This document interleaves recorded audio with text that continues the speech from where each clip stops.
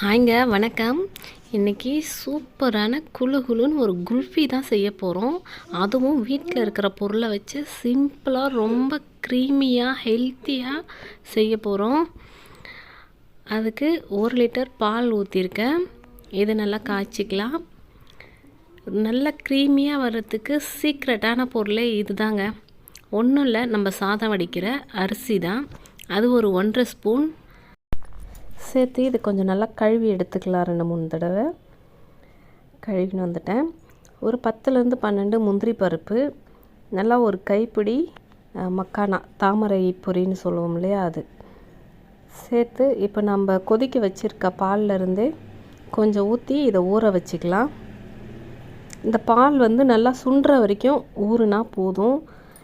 நம்ப மாட்டீங்க, ரொம்ப க்ரீமியாக டேஸ்டியாக இருக்கும். கடையில் வாங்குகிற குல்ஃபியெல்லாம் மறந்துடுவீங்க. இந்த மாதிரி ஹெல்த்தியாக நீங்களே வீட்டில் அப்பப்போ செய்ய ஆரம்பிச்சிருவீங்க.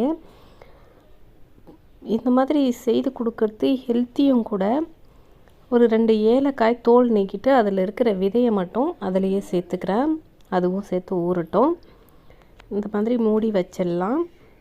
இப்போ இந்த பால் நல்லா கொதிச்சுக்கிட்டு இருக்குது. இந்த மாதிரி கொஞ்சம் ஒரு 3/4 பங்கு வந்ததுமே இந்த ஊற வச்சுருக்கோம் இல்லையா, அதை மிக்சியில் சேர்த்து நல்லா நைஸாக அரைச்சி எடுத்துக்கலாம். இந்த மாதிரி நீங்கள் செய்துட்டிங்கன்னா திரும்ப திரும்ப நீங்களே செய்து சாப்பிட்டுட்டே இருப்பீங்க. அந்த அளவுக்கு டேஸ்ட்டாகவும் க்ரீமியாகவும் இருக்கும். இப்போ இதை அரைச்சாச்சு. இப்போ அந்த பாலில் சேர்த்து கைவிடாமல் நல்லா கிளறி விட்டுக்கிட்டு இருக்கலாம். இல்லைன்னா அரிசி சேர்த்துருக்கிறதுனால சீக்கிரமாக கெட்டியாக ஆகிடும். நல்லா கலந்து விட்டுக்கிட்டே ஊற்றி கலந்து விடலாம். இது ஒரு 7லேருந்து 8 நிமிஷம் அப்படியே வேகட்டும். நல்லா கெட்டியாக ஆகிடும். கைவிடாமல் கிளறி விட்டுக்கிட்டே இருங்க. கொஞ்சம் அடிகனமான பாத்திரமாக இருந்தால் இன்னும் நல்லாயிருக்கும். இல்லைன்னா அடி பிடிக்க ஆரம்பிக்கும். கைவிடாமல் கிளறினிங்கன்னா ஒரு 8-9 நிமிஷத்தில் பார்த்திங்கன்னா இந்த அளவுக்கு வந்துடும்.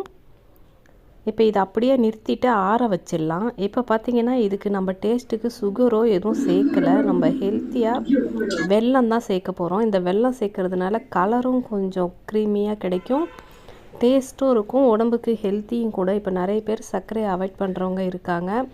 அதனால் இந்த மாதிரி வெல்லம் சேர்த்துக்கலாம். சேர்த்துட்டு கொஞ்சம் நல்லா ஆறின பிறகு இந்த வெல்லத்தை சேர்த்து அப்படியே கலந்து விடுங்க. நல்லா கலந்துட்டு இப்போ இதை மிக்சியில் சேர்த்து மறுபடியும் ஒரு தடவை அரைச்சிக்கலாம். எல்லாம் ஒன்றோட ஒன்று மிக்ஸ் ஆகும். வெல்லம் அந்த மாதிரி கட்டி கட்டியாக இருந்தால் கூட கரைஞ்சிரும். அதுக்காக இப்போ இதை அரைச்சிடலாம். ஐஸ்கிரீம் மோல்டே தான் இருக்கணும்னு அவசியம் இல்லை. இந்த மாதிரி கப் இருந்தால் கூட எடுத்துக்கோங்க, இல்லை குட்டி குட்டி டம்ளர் இருந்தால் கூட எடுத்துக்கலாம். இப்போது இதில் அரைச்சதை ஊற்றிக்கலாம். இந்த அளவுக்கு நல்லா க்ரீமாக இருக்கணும்.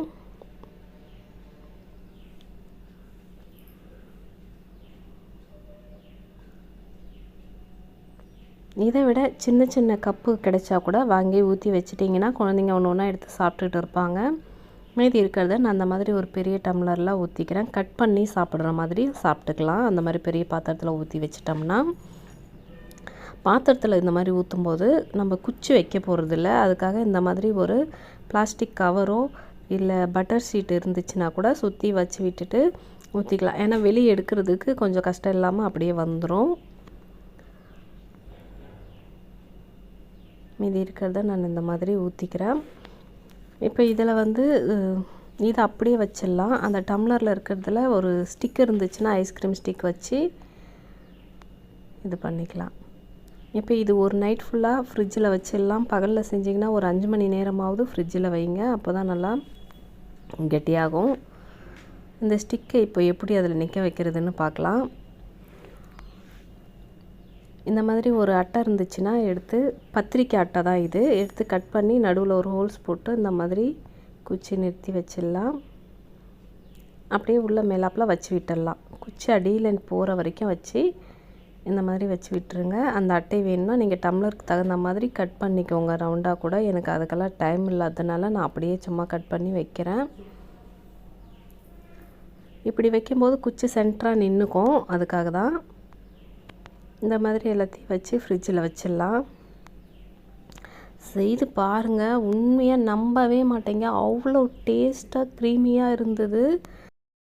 இந்த மாதிரி வீட்டில் இருக்கிற பொருளை வச்சு சிம்பிளாக செஞ்சுருக்கோம். கண்டென்ட் மில்க்கோ, மில்க் பவுடரோ இல்லை எசன்ஸோ அதெல்லாம் எதுவுமே சேர்க்காம ரொம்ப சிம்பிளாக செஞ்சுருக்கோம். இன்னும் சிம்பிளாக வேணும் அப்படின்னு நினச்சிங்கன்னா வேர்க்கடலை இருக்கு இல்லையா, அதை லேசாக வறுத்துட்டு முந்திரி பருப்புக்கு பதில் அதை சேர்த்து கூட செஞ்சுக்கலாம். அந்த வாசனை உங்களுக்கு பிடிக்கும்னா அதுவும் ரொம்ப நல்லா இருக்கும். இல்லை இன்னும் ரிச்சாக வேணும் அப்படின்னு நினச்சிங்கன்னா பாதாம், பிஸ்தா அதையும் ஊற வச்சு செஞ்சுக்கலாம். அது இன்னும் நல்லா டேஸ்ட்டாக இருக்கும். இதுவே ரொம்ப டேஸ்ட்டாக இருந்தது. நீங்களும் அந்த மாதிரி செய்து பாருங்கள். ரொம்ப க்ரீமியாக இருந்தது. கொஞ்சம் கூட அந்த ஐஸ் கிறிஸ்டலே இல்லை பாருங்கள். நீங்களும் செய்து பார்த்துட்டு கமெண்ட் பண்ணுங்கள் எப்படி இருக்குன்னு. தேங்க்யூ.